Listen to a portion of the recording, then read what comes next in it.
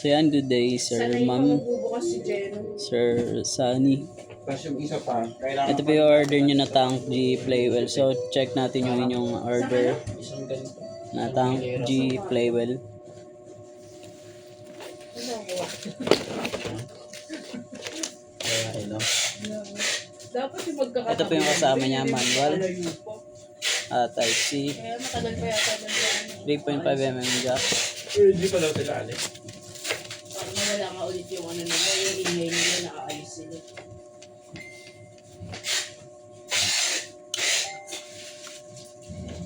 Hindi, at the same naman tayo dito. Gusto ko lang magdagdag ko sa Pedal. Bank. dapat kasi ginawa niya ito. Imbis na binili ng coach ko, Tuners, preset, live. pwede pa itaas yun. Goods. Yung sa baba, yung bodega sa baba. Hindi, tataas mo lang yun. Di doon, uupahan ko pa. Oo, yan. Hindi. Yung matataas. Yung baba. O yun. Kung ginagawa ka, Hindi kasi baka malaking gastos yun. tingnan mo na yung kotse, malaki naman. Bakit? Ang dalawang sticker, lagyan natin.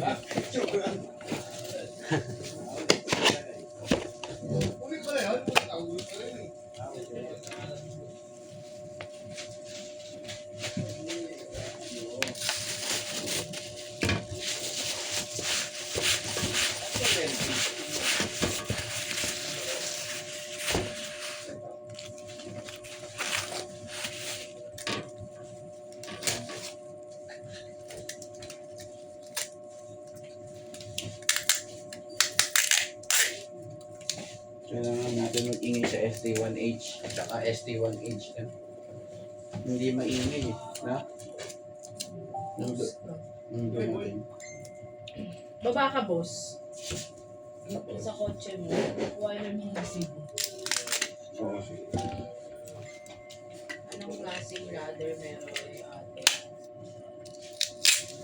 Bibigay mo na lang yung link. Tignan mo. Ah, eh.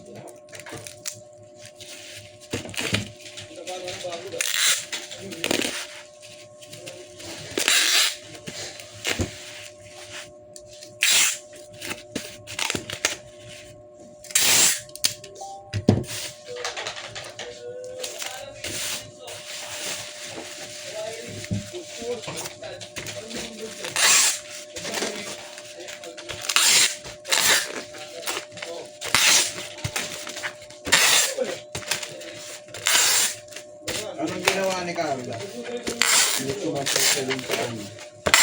Ginawa niya daw kakasis lang yung return. Sinasabi ni Miguel.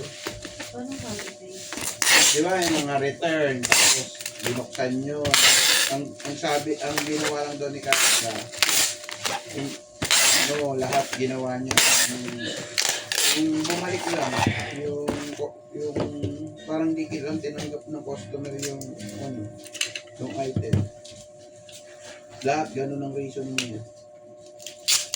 Eh, ano ba dapat i-reason? Ito kayo na may nalagay sa system. May mga daw, may mga return pero mga wasak. May sinasabi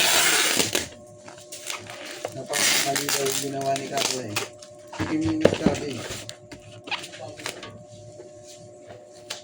May Hindi ko alam sinasabi. yun.